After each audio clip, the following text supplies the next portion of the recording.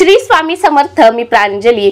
आज नवरात्रीचा दुसरा दिवस होता. दुसऱ्या दिवशीची संध्याकाळची आरती झाली आहे आणि आत्ताच माझा हवन सुद्धा करून झालेला आहे. उद्या नक्कीच दुपारी हवन कसा करावा हा व्हिडिओ मी बनवून टाकण्याचा प्रयत्न करेल. उद्या नवरात्रीचा दिवस तिसरा म्हणजे तिसरी माळ आहे. तर तिसऱ्या माळी दिवशी दुर्गा मातेच्या चंद्रघंटा रूपाची पूजा केली जाते. उद्या चंद्रघंटा मातेला दुधापासून बनवलेल्या कोणत्याही पदार्थाचा नैवेद्य दाखवला जातो. नवरात्रीच्या 9 दिवसांमध्ये दुर्गा मातेच्या 9 रूपांना माळीप्रमाणे कोणता नैवेद्य दाखवावा आणि तो नैवेद्य दाखवल्यानंतर आपल्या आयुष्यामध्ये त्याचे काय बदल होतात, काय लाभ आपल्याला मिळतात याबद्दलचा व्हिडिओ आपल्या चॅनलवर आहे. 9 दिवसांचे 9 नैवेद्य तो तुम्ही बघू शकता. नक्कीच त्यामधून तुम्हाला अगदी डिटेल्ड माहिती बघायला मिळेल. आणि उद्याचा कलर आहे लाल. ज्या लोकांना बघा की कलर वेगवेगळ्या कलरचे ड्रेस असतील किंवा साड्या असतील ते घालण्याचा खूप आवड असते, तर आशांसाठी म्हणजे हे नवरात्रीचे 9 दिवस पर्वणीच आहेत. तर उद्या ज्यांच्याकडे आहेत ते कलर आणि ज्यांना उत्साह आहे, आवड आहे घालण्याची, तर उद्या लाल कलर आपण परिधान करू शकतो.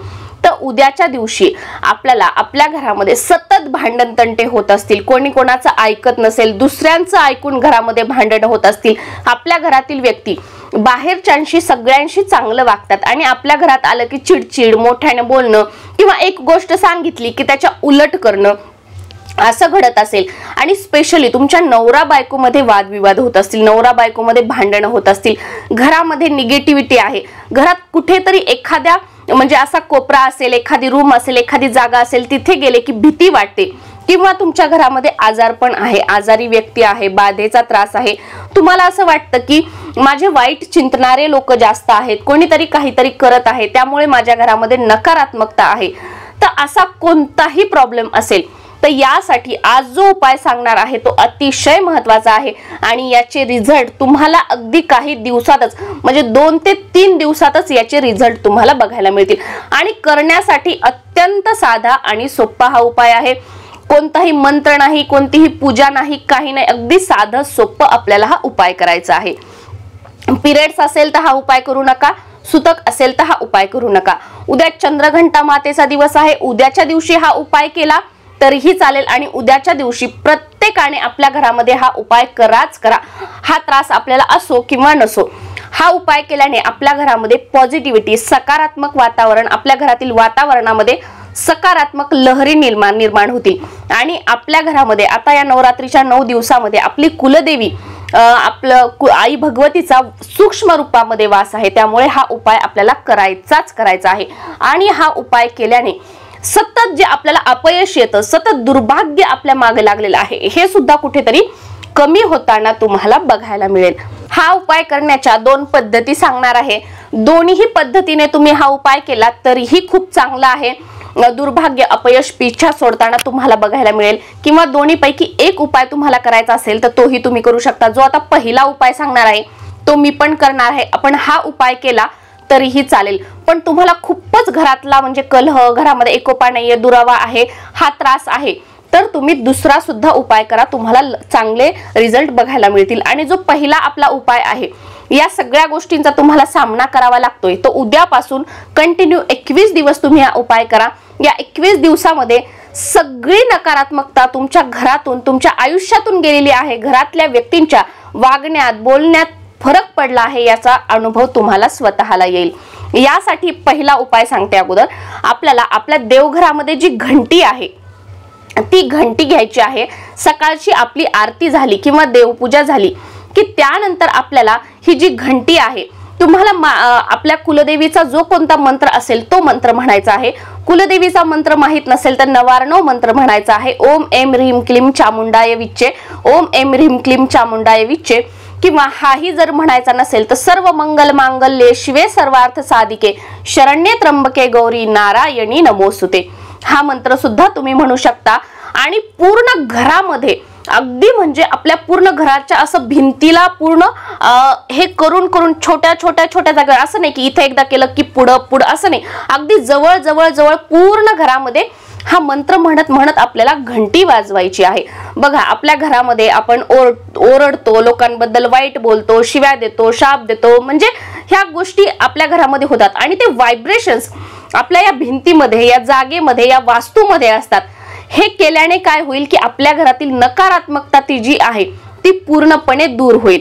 असं तुम्ही कंटिन्यू 21 दिवस करू शकता. उद्याच्या दिवशी आपल्याला सकाळी पण हे करायचं आहे आणि जेव्हा सायंकाळची प्रदोष वेळी जेव्हा आपण आरती करू तेव्हा सुद्धा आरती झाल्यानंतर आपल्याला हा उपाय करायचा आहे. आणि तुम्हाला शक्य असेल, सेफ्टीची काळजी तुम्ही घेऊ शकत असाल तर जे मी तुम्हाला बघा लवंग आणि कापराचा माता लक्ष्मीला किंवा कुलदेवीला आरतीचा जो उपाय सांगितला आहे ते केल्यानंतर ती आरती जी आहे ती सुद्धा आपण आपल्या संपूर्ण घरामध्ये हा मंत्र म्हणत फिरवू शकतो आणि ही घंटा वाजवू शकतो. उद्याच्या दिवशी आवर्जून आपल्याला हा उपाय करायचा आहे. आणि सगळं फिरून जाताना आपलं मुख्य प्रवेशद्वार उघडं करून मुख्य प्रवेशद्वारावर सुद्धा घंटा वाजवायची आहे. म्हणजे जी काही नकारात्मकता आहे उंबरठ्याच्या बाहेर घरात येण्यासाठी ती सुद्धा आपल्या घराच्या बाहेर राहील आणि घरामध्ये सकारात्मक वातावरण राहील. सगळी घरातील जी दरिद्री आहे, भांडण आहे, नकारात्मकता आहे ती निघून जाईल. हा कंटिन्यू पुढे 21 दिवस हा आपण उपाय करू शकतो. अत्यंत साधा आणि सोपा, घरातील कोणीही व्यक्ती करू शकतो. पिरियड्स असेल तर करू नका, सुतक असेल तर करू नका. पिरियड्स असेल तर घरातील दुसऱ्या मंडळींना करायला सांगा. आता दुसरा उपाय जो आहे त्यासाठी आपल्याला काय करायचं आहे, एक नवीन घंटी घ्यायची आहे. अगदी तुम्ही छोटी घेऊ शकता, मोठी घेऊ शकता, आपापल्याने कशीही घंटी घेऊ शकता. स्पेशली नवरा बायको मध्ये विवाद, घरामध्ये भांडणं, नवरा बायकोचं अजिबातच जमत नाही, नवरा ऐकत नाही, चांगलं बोलतच नाही, दुसऱ्याचं ऐकून घरात भांडणं करतो, एक सांगितलं की दुसरंच करतो, तर असा प्रॉब्लेम आहे. तर उद्याच्या दिवशी हा उपाय कराच करा, तुम्हाला खूप चांगला रिझल्ट बघायला मिळेल आणि नवरा बायको मध्ये एकोपा वाढेल.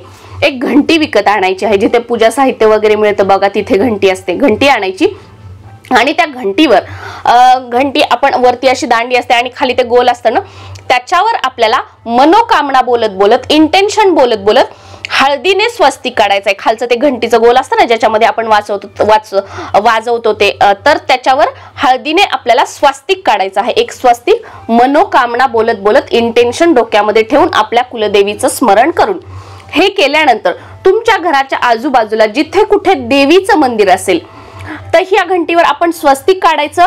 पूर्ण आपल्या घरामध्ये ही वाजवायची.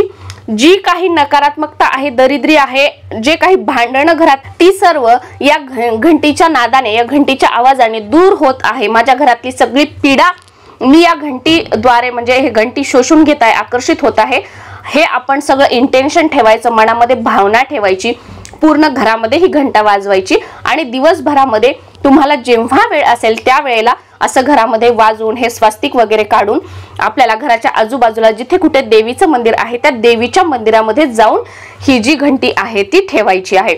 आणि अशा मंदिरामध्ये ठेवा, छोट्याशा मंदिरामध्ये, की जिथे ही घंटी वापरली जाईल. ठीक आहे, तुमच्या घराच्या आजूबाजूला देवीचं मंदिर नाही, जे कोणतं छोटं एखादं मंदिर असेल की जिथे ही घंटी वापरली जाईल आरतीसाठी, अशा मंदिरामध्ये ठेवाय. जशी जशी तिथे घंटी ही वापरली जाईल, या घंटीचा आवाज होईल, तसं तसं तुमच्या मागची इडापिडा आहे, दरिद्री आहे, नवरा बायको मधला दुरावा आहे, भांडणं आहे, हे कमी कमी होत जातील आणि तुमच्या आयुष्यामध्ये सुख, समृद्धी, ऐश्वर्याचं म्हणजे भरभराट होईल. तुमच्या घरामध्ये धनधान्यामध्ये भरभराट होईल. जे आपण म्हणतो ना की बरकत घरामध्ये चहू बाजूने आमच्या आनंदाचे क्षण आलेले आहेत, तर ते क्षण तुम्हाला बघायला मिळतील. तर नक्कीच तुम्ही पारिवारिक कलहामुळे त्रस्त असाल, सगळं करून दमला असाल, तर हा उपाय करा. तुम्हाला याचे खूप चांगले रिझल्ट बघायला मिळतील.